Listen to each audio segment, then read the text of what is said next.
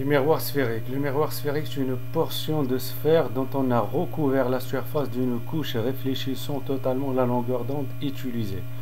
On distingue deux types de miroirs.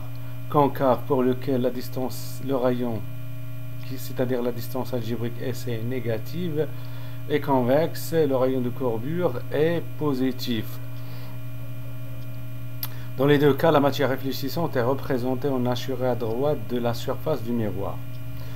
Donc là, sur la figure numéro 42, on a considéré les deux types de miroirs, concave et convexe. Pour le premier schéma, on a un rayon concave, un rayon incident qui arrive avec une incidence I. C'est l'angle que fait le rayon avec la normale à la surface. Ce rayon il frappe le miroir au point d'incidence I. Le rayon va être réfléchi et couper l'axe principal. Il va être réfléchi avec un angle de réflexion G qui est égal à I d'après la première loi de Snell-Descartes. Pour le miroir convexe, le rayon va être réfléchi, mais il va s'écarter de l'axe principal, il va diverger. Donc on en déduit qu'un miroir concave est convergent et un miroir convexe est divergent. Pour la relation de conjugaison, je rappelle que la relation de conjugaison c'est une équation mathématique qui va lier la position de l'objet à celle de l'image. Donc on va calculer la relation de conjugaison pour les deux types de miroirs, concave et convexe. On commence par le miroir concave. Donc sur l'axe principal, on va considérer un objet A. C'est un point, c'est un objet ponctuel. Pour déterminer, pour former son image, on va considérer deux rayons. Le premier d'incidence nulle, il arrive orthogonalement au miroir sphérique, il va être réfléchi avec le même angle, c'est-à-dire il va être confondu avec l'axe principal. Et le deuxième qui fait un angle alpha avec l'axe principal, qui va frapper le miroir au point d'incidence I, il fait un angle I avec la normale de surface et va être réfléchi avec un angle G égal à moins I d'après la première loi de Snell-Descartes. Les relations qu'on va établir impliquent des quantités algébriques. Il est donc intéressant d'orienter les angles. On oriente les angles soit par rapport à l'axe principal, soit par rapport à la normale à la surface. On va considérer les triangles AIC et CA'. Pour le triangle AIC, la somme des angles est égale à pi, donc on a alpha plus pi moins i égale à pi, du coup on a alpha moins oméga égale à i. Pour le triangle CIA', on a oméga plus j plus pi moins alpha prime égale à pi, et on aura alpha prime moins oméga égale à j. En considérant les orientations et la loi de Snell-Descartes qui dit que j moins i, on trouve que 2 oméga égale à alpha plus alpha prime. Pour les tangentes du angle alpha, alpha prime, oméga, puisqu'on se place dans le cas de l'approximation de Gauss, on peut confondre les tangentes avec les angles. On a alpha égale à SI sur A et S égale à SI sur moins P, avec P c'est la position de l'objet. Alpha prime égale à SI sur moins P prime, avec P prime c'est la distance SA prime, la position de l'image, et oméga égale à SI sur moins R. Donc on reprend l'équation de oméga à alpha plus alpha prime, on trouve finalement la relation de conjugaison qui est 1 sur P plus 1 sur P prime égale à 2 sur la valeur du rayon. Maintenant pour le miroir convexe divergent, on va considérer les mêmes angles, les mêmes triangles. Pour le triangle AIC, on a alpha moins oméga plus pi moins i égale à pi. Du coup, on a alpha moins oméga égale à i. Pour le deuxième triangle A',IC, on a pi plus P moins alpha prime, ça donne P plus alpha prime moins oméga moins J égale à pi. Du coup, on a alpha prime moins oméga égale à J. Donc, on retrouve les mêmes relations que celles établies précédemment. Ça veut dire qu'on aura la même relation de conjugaison. C'est la même relation de conjugaison, quel que soit le miroir sphérique, convexe ou concave. Donc, on pourra aussi appliquer cette relation au miroir plan, qui peut être considéré comme un miroir sphérique de rayon de courbure infini. Donc 1 sur P' plus 1 sur P égale à 2 sur R. 2 sur R tend vers 0 car le rayon tend vers l'infini. Et on aura P' égale à moins P. Ça veut dire que la position de l'image est l'opposé de la position de l'objet. On trouve bien que le fait qu'un objet sans lumière soit positionné symétriquement par rapport au plan du miroir, donc ils sont symétriques. Ce résultat avait été établi précédemment à partir de la loi de Snell-Descartes. Le tracé de la relation de conjugaison. Pour le tracé, on va utiliser la relation de conjugaison qui est P' égale à R fois P sur 2P moins R. On va remplacer P par X et P' par H de X. Pour tracer, il faut passer par la dérivée. On dérive, on trouve moins R carré sur 2X moins R carré. Si c'est une quantité qui est négative, ça veut dire que la fonction h de x est décroissante, quel que soit le type de miroir sphérique étudié. Les asymptotes, donc c'est une hyperbole constituée de deux branches ayant deux asymptotes en commun. Pour les asymptotes, la limite lorsque x tend vers plus ou moins l'infini égale à r sur 2, donc c'est une asymptote horizontale, y égale à r sur 2 égale à f'. Pour les asymptotes verticales, le dénominateur s'annule lorsque x égale à r sur 2. On va étudier la limite à droite et à gauche. Donc, pour la limite à droite de r sur 2, c'est plus l'infini. Et la limite à gauche, c'est moins l'infini. La courbe présente donc aussi une asymptote verticale d'équation x égale à r sur 2. On remarque que f' égale à f. Pour le tracé, donc il y a deux cas, miroir convergent concave, le rayon est négatif, et miroir divergent convexe, rayon est positif. On commence par tracer les asymptotes. Là, le rayon est négatif, on a f' égale à r sur 2, là c'est négatif, et là f égale à r sur 2. Donc lorsque p tend vers moins l'infini, p' tend vers f'. Et lorsque P tend vers R sur 2 à gauche, P' tend vers moins l'infini. Lorsque P tend vers R sur 2 à droite, P' tend vers plus l'infini. Et lorsque P tend vers plus l'infini, P' tend vers plus l'infini. C'est la même chose ici. On va retrouver exactement la même chose. Très bien. Donc, les deux courbes présentent une asymptote horizontale quand P tend vers plus l'infini.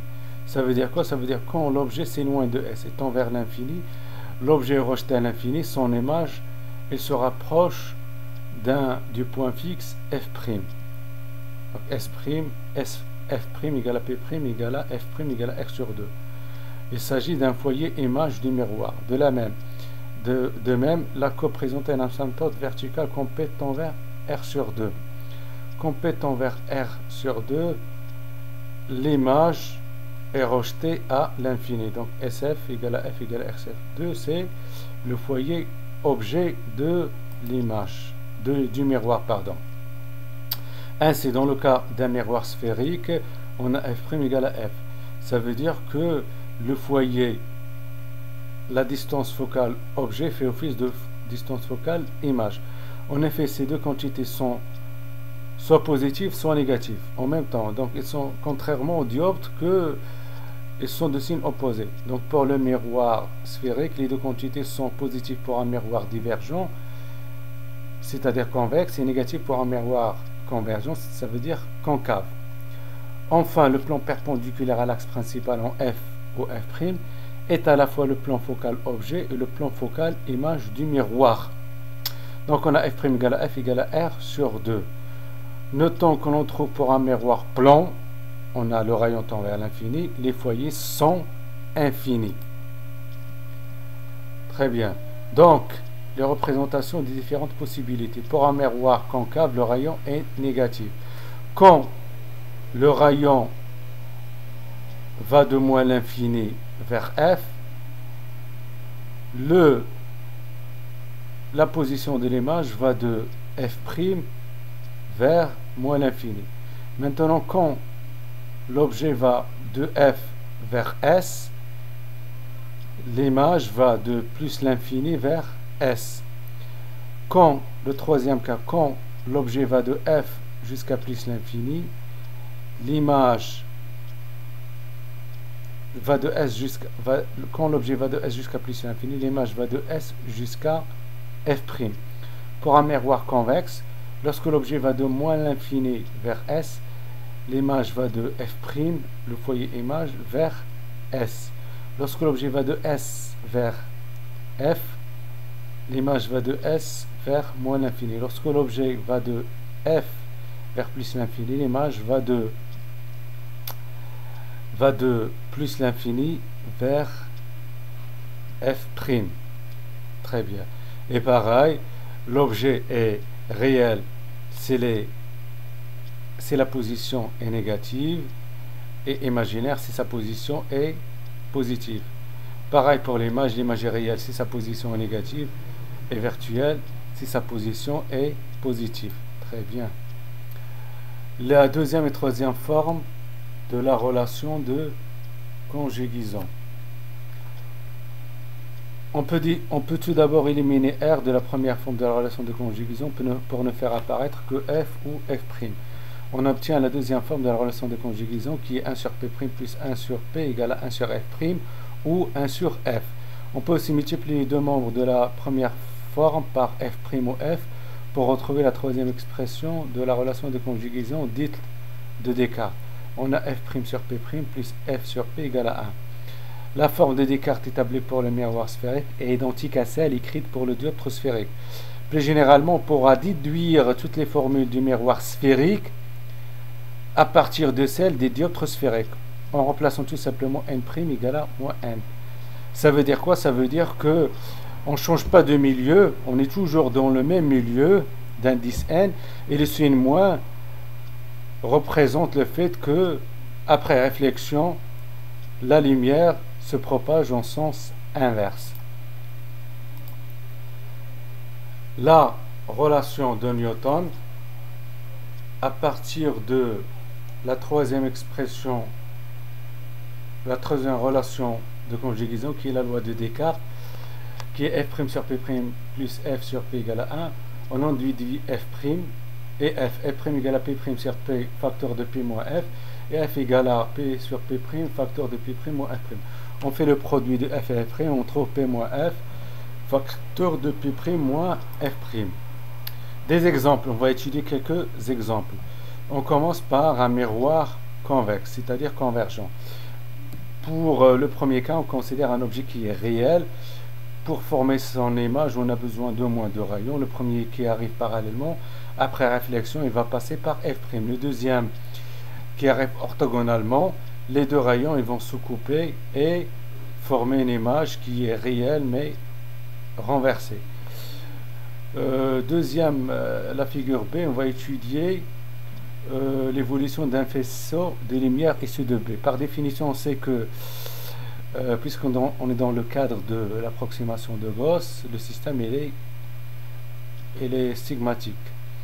Donc tout rayon issu de B doit, après avoir traversé le système optique, passer par un seul point image B'. Donc là, le premier rayon, il passe par P' et tous ces rayons l'intermédiaire. Donc là, on a représenté le feu C par les rayons supérieurs et inférieurs. Donc le dernier rayon, il va aussi, après réflexion, passer par le point B'. Donc, C, on a toujours un objet réel. On trace deux rayons, le rayon qui arrive orthogonalement, et ça, son prolongement, et le rayon parallèle qui va passer par F' après réflexion. On remarque que les rayons physiques ne vont pas se couper, mais leurs prolongements vont se couper et former une image qui est imaginaire car sa position est négative. C'est une image qui est droite et qui est agrandi. Le quatrième cas D, on a un objet qui est dans ce cas-là qui est virtuel. On trace les deux rayons. Le premier carré parallèlement, il va être réfléchi, passer par F', et le rayon qui arrive perpendiculairement, il va être réfléchi et reprendre le même chemin. Les rayons physiques, ils vont pas se couper.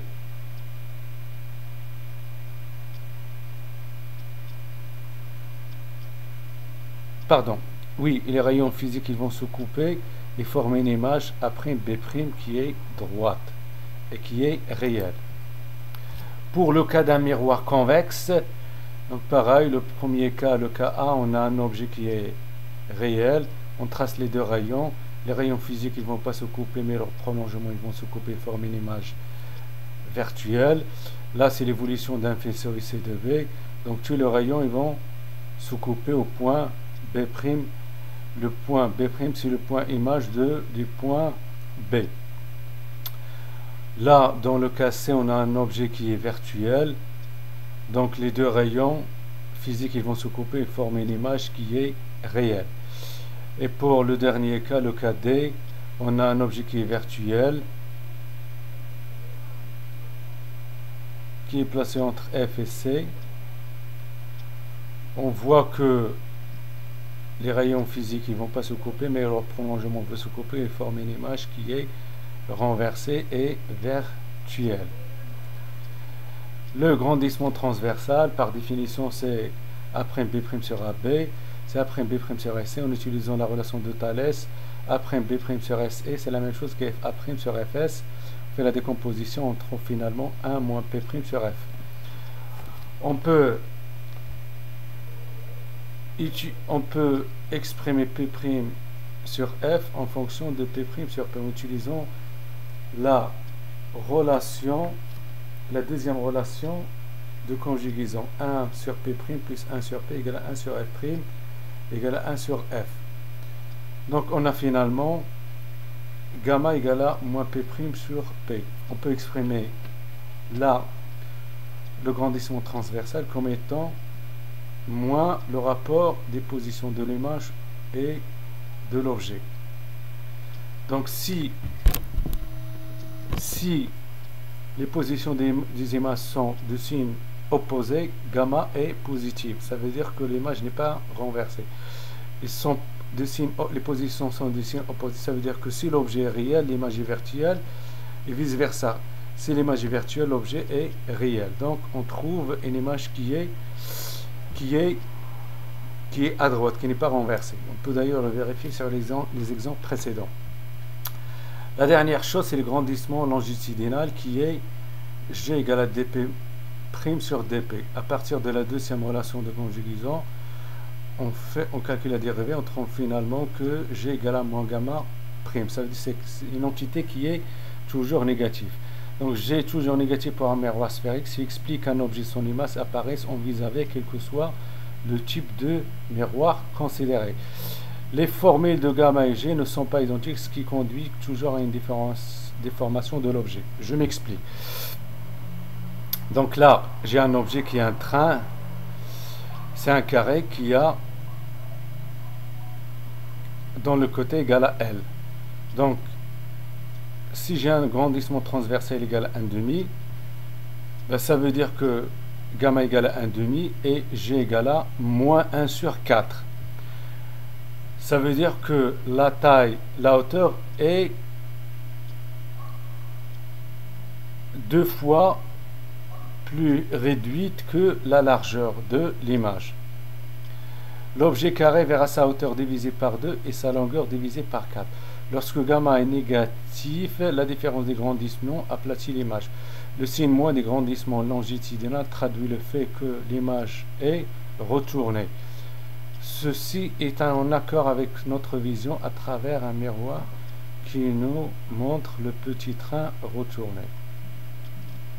Je vous remercie.